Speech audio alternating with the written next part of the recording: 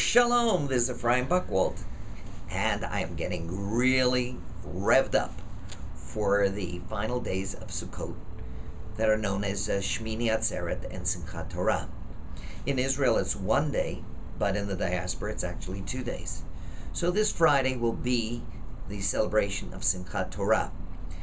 Simchat Torah, you may be surprised to learn, is a relatively new festival that came about in the 14th century.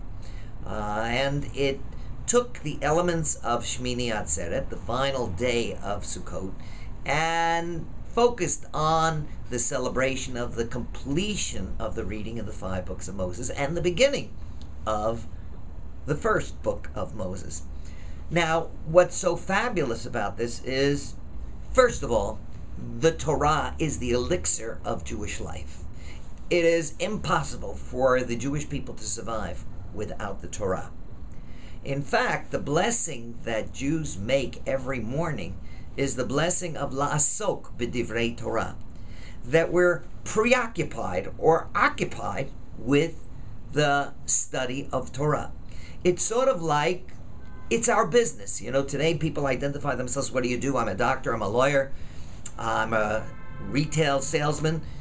We identify ourselves as people who are preoccupied with the study of Torah.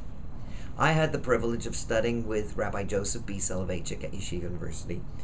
He passed away in 1993. And he taught at Yeshiva University for 40 years. In one of his memoirs, he recalls that as a little boy in Europe, his father was studying with some students at home, and he was lying in bed at night. And the arguments that went on about the study were absolutely ferocious. And this was every single night. They would argue and argue and argue, especially about the words of Maimonides, that they were very careful in analyzing. And one night, he overheard his father and the students say, "We just don't understand this portion in Maimonides." And poor little Joseph B. Soloveitchik was brokenhearted. And he ran over to his mother and he said, Mommy, Maimonides has been defeated." You know, a lot of little boys dream about toy soldiers in bed. And here Rabbi Soloveitchik was dreaming about Maimonides, the vanquishing of Maimonides.